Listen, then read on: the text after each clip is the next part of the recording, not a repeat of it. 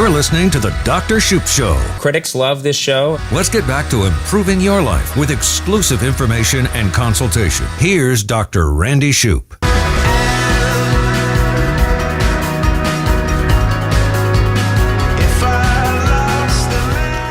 Well, it's great to have you here. Thank you very, very much. I really appreciate it. And I told you this is a cautionary tale. So if any of you are, enjoying a bite of food or anything like that, I would maybe suggest you rethink that for the next, 10 or 12 minutes or so. No, it's not that bad. But here's the thing.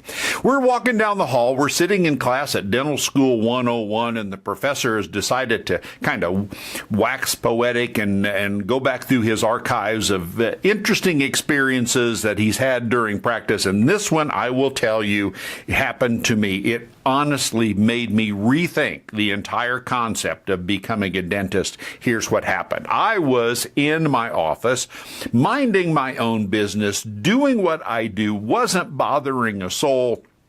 Front office people came to me and said, there's a new patient out front, has a denture that is really giving them a lot of trouble. Would you be willing to look at it? I said, if you can work him in today, that's great. So the patient winds up in my chair. I go in, sit there, introduce myself, say, how is it going? He says, I'm doing fine, but he said, I'm really struggling with this denture. He says, I'm just fighting with it left and right. It's got sore spots. I'm not enjoying it at all. He says, can you maybe, reline it or do something to help me? I said, well, sure. Let me see what I can do. So he sits back in the chair, hands me the denture, which is in his pocket, and I start to place it in his mouth, and I'm thinking to myself, there's something wrong with me here. This thing isn't even close. Do I have it on the wrong side? Do I have it backwards? I started to really question my abilities because there was no way I could get this denture to fit on this guy's ridge. And I sat him up and I said, I'm really struggling here. I said, I'm sorry, but I said, I can't get this denture even to go in. I said, it doesn't even look like it was made for you. I said, he said, well, I just came across from the hospital across the street. I just got out of the hospital. I said, oh, well, have you had surgery? Have you lost a lot of weight? No, nothing like that. And I said, well, I don't understand what's going on here.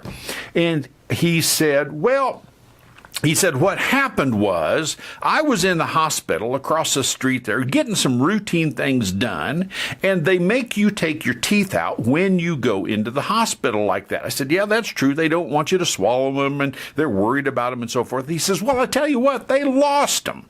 They lost my denture teeth while I was over there. I said, well, that's a terrible shame. I said, well, where did these come from? And he says, well, let me tell you. He said, I was sitting in my bed there, and he says, I was just angry as all get out, and I was, ranting and raving up one side and down the other, and the guy came in the room just to clean up and empty the trash cans and sweep the floor and everything, and I was venting on him, telling him how terrible it was that, they lost my teeth and everything, and I looked at him, and I said, well, you don't understand this, because you got a nice set of teeth, and they're great, and you don't have to worry about these sorts of things. And the guy looked at me and he says, oh no, I have dentures as well.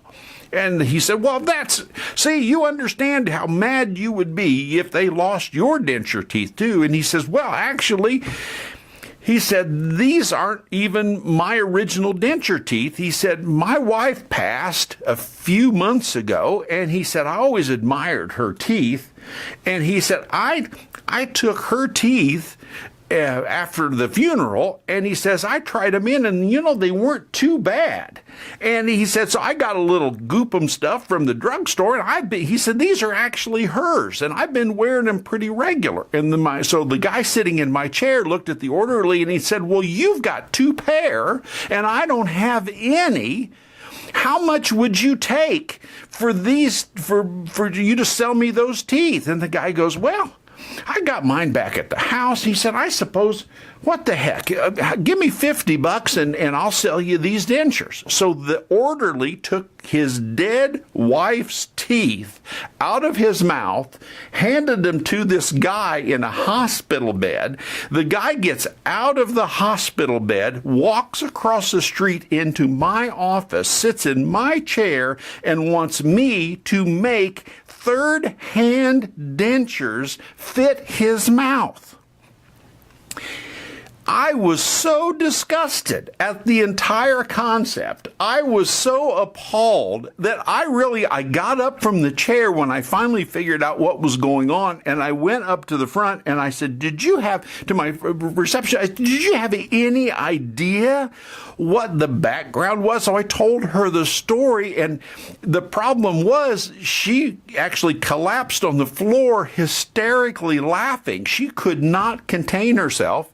Everybody, I wanted sympathy. I was looking for somebody to commiserate with how awful I felt, and everybody thought it was hysterical that I was telling this story. So I go back to the guy and I tell him, no, I can't fix this. This is not something that this is not right. This is not the way it's supposed to be. So, okay. You're listening to the Dr. Randy Shoup Show. I am your host, Dr. Randy Shoup, and I'm giving you a cautionary tale about dentures. The second chapter of this is not more than 2 weeks later. The assistant comes to me, taps me on the shoulder, and says, by the way, the nursing home is called from down the street, and Miss Bernie has done her thing again. You have to go straighten it out. She turns around and walks away. I have no idea what she's saying. The office that I'm working in apparently had a long-term relationship with this nursing home, and apparently there was a lady in there by the name of Miss Bernie. I go down to this nursing home, walk in the door, and they go, oh, you're the new dentist, aren't you? I go, yeah, I'm here. I'm Dr. Shoup. I say, oh, no problem. Come this way. Come this way. So I walk down this hallway following this young lady, turn two corners, and we walk into this huge kind of gathering room. It's a big, gigantic room that everybody, and in the center of this room, I want you to stay with me here. Picture this. In the center of this room was a gigantic, round, King Arthur-sized table.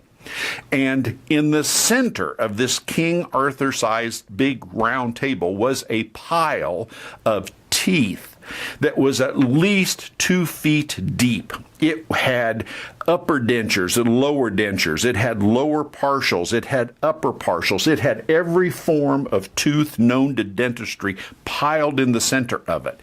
And around the perimeter of this table, shoved up against the table in their little walkers and in their little wheelchairs and little people with their canes all hunched over, were hundreds of little old people. And these little old people were all taking their little trembling hands and shoving them into this pile of teeth. And they would grab some teeth. It was like one of those little hook things at the grocery store that you try to grab, the teddy bear, and this little hand would go into this pile of teeth and grab teeth, and then they would bring it back and put it in their mouth. And if they liked it, they wrestled it around and see if they could get it. If they liked it, they just kept it. And if they didn't like them or they didn't fit, they just simply spit them back into the pile and then go in for another tooth. And I stood there in just stunned amazement. This is 2 weeks after the guy came. I thought, am I in the Twilight Zone? Where am I? Well, is this my fate? Is this what life is bringing to me? Is this what dentistry means to me? What happens is Miss Bernie didn't have any teeth. And Miss Bernie would get up in the middle of the night and honestly go from room to room to room, stealing everybody's teeth. And they'd all ultimately get up in the morning and I don't have any teeth. And lady in 202, I don't have any teeth and all my teeth are gone. And then all of a sudden somebody would yell, Miss Bernie. And so they would go down, gather up all the teeth that she had stolen in the night, bring them to the community room. So the point is, most states require that all removable prosthesis be tagged with a name. You have to have your name imprinted and then glued into as part of either the partial or the denture, so that you can indeed, in situations like hospitals and nursing homes and that sort of thing, identify them. So if you have removable either dentures or partials, or if you have a loved one, a family member, a relative in an assisted living facility, in a nursing home, someplace where they commingle with other people the same way, then it is incumbent upon the dentist or the laboratory that makes the prosthesis to put their name plainly in there, that it can't just be rubbed off. They actually embed it down inside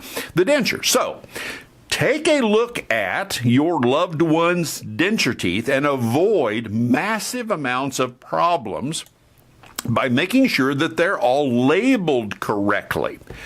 And so your dentist can do that for you. Your dental laboratory can do that for you, but just do it, please. And you won't drive another poor young dentist onto the brink of giving up the profession and getting his over the road truck driver's license, like I was really tempted to do.